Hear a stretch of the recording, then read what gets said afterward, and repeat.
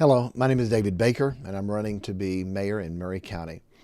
It's now 11 weeks until the election, about 8 weeks until early voting. Every week I've been coming with a different video talking about a different topic or an issue that we need to address in Maury County. And this week the topic is very heavy: the protection of our children, the protection of our schools. We have just seen what's happened in Texas, and it is horrific that a person who should have graduated high school going on to a great life has gone into a grade school and shot it up. And at this time, 19 children have been killed and 2 adults. It's sad. It is a horrible thing, horrific thing. He did evil. Very troubled, disturbed guy that did the worst thing that can be done to take innocent life. You know, it wasn't always this way for him. At one point, he wasn't bad. At one point, he was just broken, a broken kid. His dad lived in the area, no relationship. His mom, bad relationship with her, many fights. Both parents had criminal histories. Mom struggled with addiction, was getting ready to lose her house. He failed to make the grades and didn't graduate. It was said that he was a pretty normal kid up until 8th grade.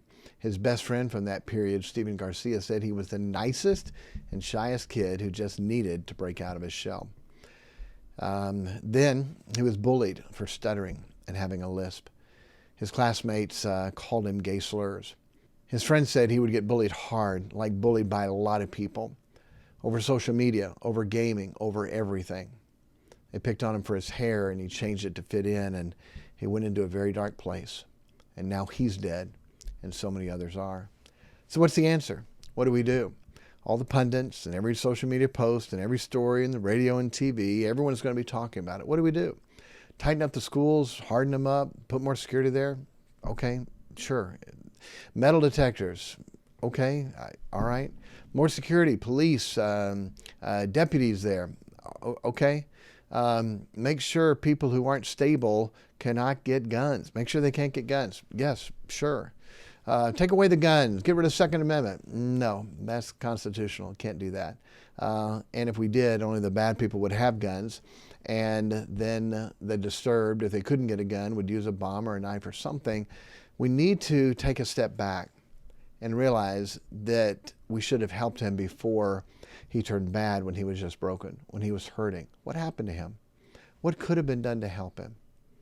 What would have happened if a Christian had reached out to him, loved him, befriended him, led him to be a true Christian, let him see a purpose for his life, have the joy of Jesus and excited for his future? What would have happened then? The Bible says where there is no vision, the people perish. And that's what happened to Salvador Ramos. He had no vision. No vision for his future and his life. He just wanted to end it and go out in a bang. Go out and take a lot of people with him. That hurt, that bitterness, that brokenness that he had that turned him bad and turned him evil. What would have happened if we could have reached him before that? If a church or youth group, a friend, a neighbor had reached him for Christ and turned his life around, what would happen? What would be different? A few years ago, there were multiple school shootings, and I spent some time working on this. Started a 501c3 called the Protectors Club. It's a longer story than what we have time for in the video, but I want you to get, it's called an executive summary of this explanation, something we worked on for a few years. Executive summary is 1 page and 2 short videos to watch, and I want you to see it. I want you to see what could be done.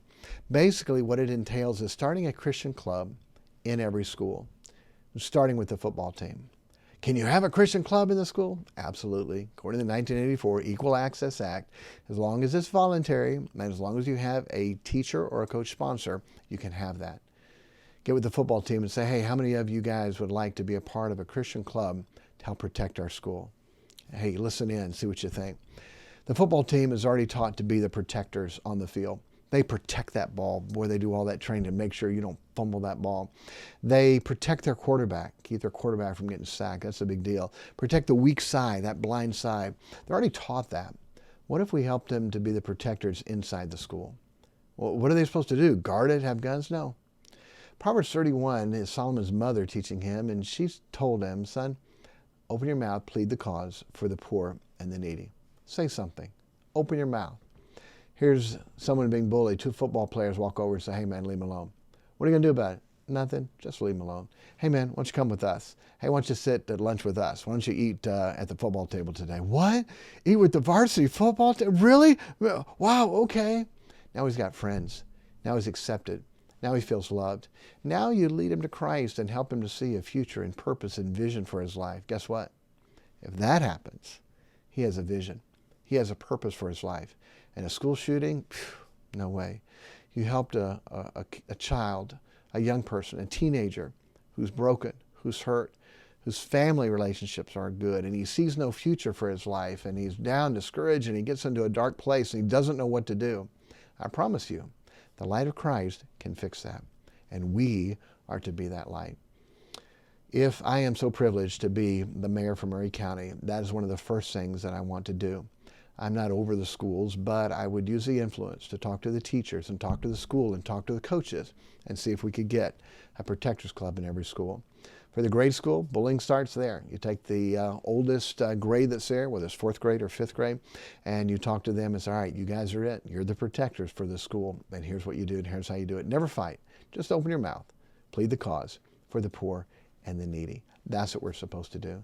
So right now, click on and put your name and email address in, and you will get this executive summary for the Protectors Club. Read it, watch the 2 videos, and then think, boy, would this work? Would this help? I can't guarantee we would never have another bullied kid who would go bad, but boy, at least we'd be doing something that would work. Yes, okay, the other things, we can debate them and talk about them.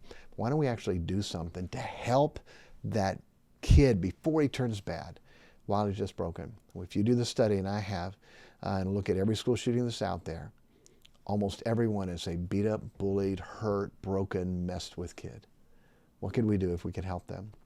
I've got a book on this. It's almost done, 95% done. And it's called The Protectors Club. It's protecting our schools while helping the hurting. Protecting our schools. How? By helping the hurting. I believe Salvador Ramos was very bad and evil with what he did. But what about if we could have helped him before he turned that dark, before he turned that evil, before he was so destructive to himself and everyone else? Could that have happened? Absolutely. I believe it could be. There are people who say, oh, pastors and religion, it shouldn't have anything to do with politics. I'm sorry. Christianity and Jesus ought to be a part of everything in our life and society.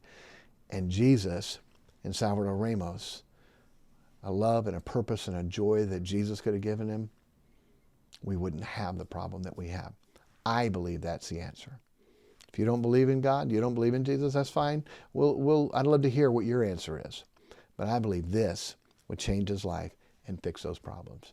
God bless you, and thank you for taking the time to watch. Please get that executive summary and watch those videos. You'll be amazed to see what's already being done in a few different places. Thank you.